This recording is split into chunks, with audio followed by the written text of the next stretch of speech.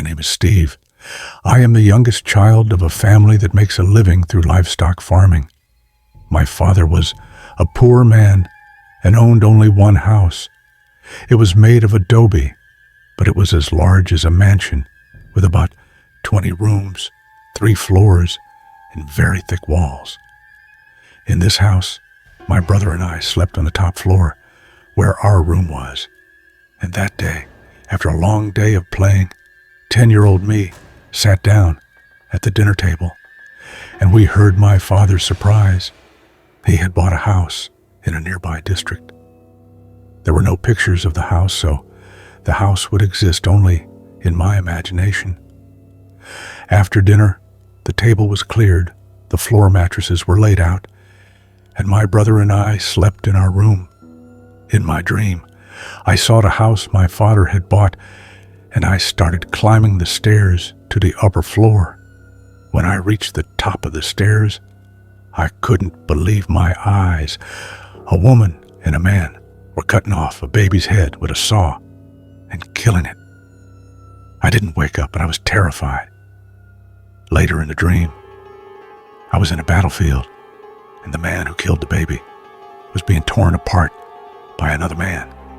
And the man doing the killing shouted, "Bahatin, why did you eat it?" That's when I woke up. My God, what had I just experienced? Somehow, I fell asleep again. The next morning, I woke up, and the next night I opened my eyes at the exact same time. This went on for exactly 2 years and always woke me at the same hour. Sometimes, even when I was at boarding school, I would wake up at that hour and be too scared to even go to the toilet. Eventually, it started to fade. But similar kinds of dreams continued. Sometimes in my dream, I would dig under our old house and find a suitcase, and when I opened it, I would find human flesh inside. I still see these dreams. In the most recent one, I was being chased by a murderer, something that happens every 3 nights or so. In my dreams, sometimes pictures move their eyes, pitch-black creatures stare at me from the darkness, and many similar things happen. Eventually, one day, I became curious. What was this? And why was it only happening to me? I couldn't understand. Then I realized something. In most of my dreams, I was in our old house. Even though we had left it long ago, I was still returning there every night. So one day, I decided to go back and take a look. I walked around the house and asked my father questions.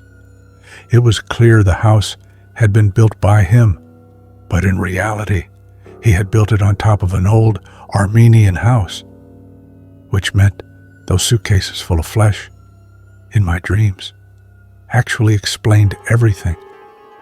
But why? Why was it still haunting me?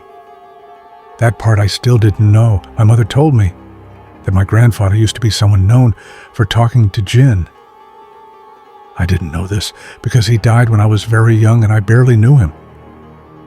She also told me that one of her siblings had been strangled in a cradle, and they never found out who did it.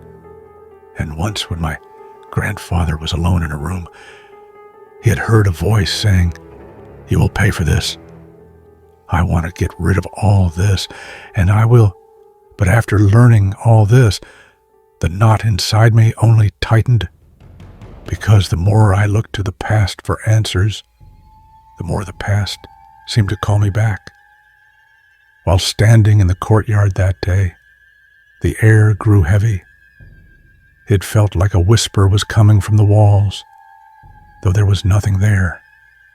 The feeling wasn't new to me. For years, nothing in my dreams had ever felt like just a dream. They felt like visions sent from somewhere else, like someone was trying to remind me of something. That day, when I looked at the house, the scratches on the walls caught my attention.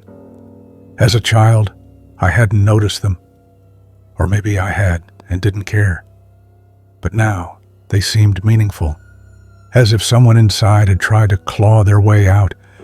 When I asked my father, he frowned and said, "It was mice. What else would it be?"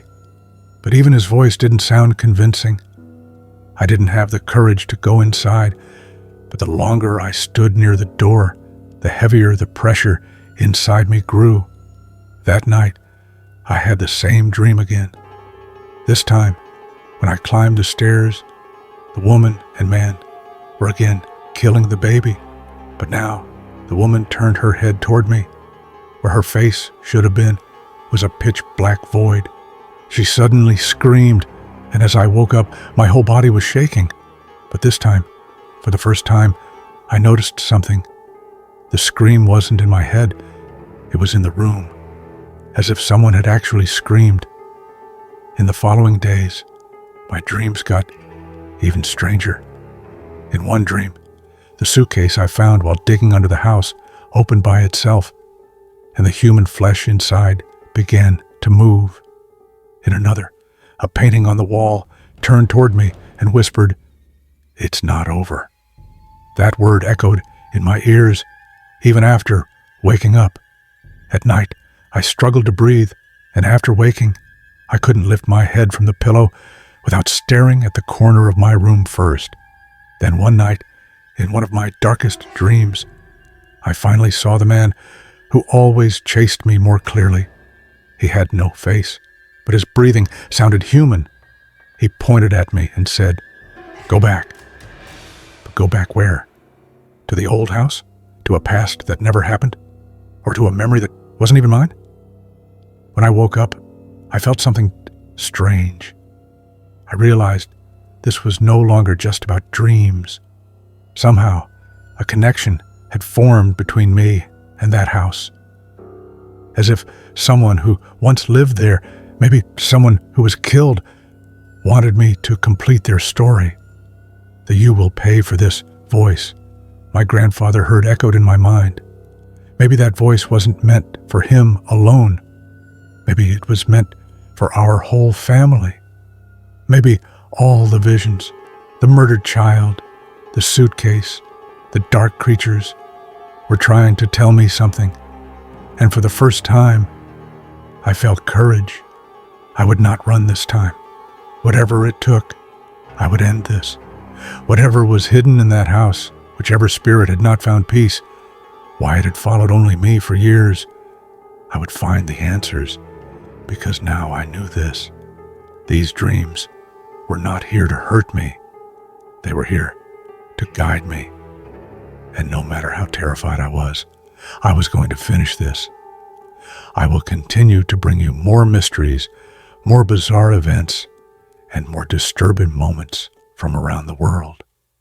There are countless stories waiting to be told, and we're just getting started. Stay safe, and don't forget to subscribe to the channel and like the next video.